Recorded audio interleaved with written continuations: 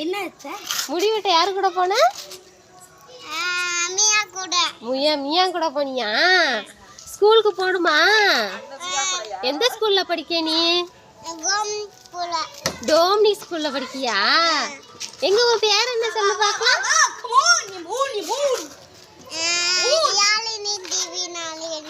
Yazhini. டோம்னிக்கு. Okay. கையில என்ன வச்சிருக்க? கையில இருக்கிறது என்ன அது?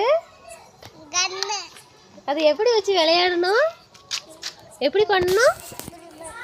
அப்படி எப்படி பண்ணணுமா? சரி சரி. யார் வந்திருக்காங்க உங்க வீட்டுக்கு? ஹரியண்ணாவா?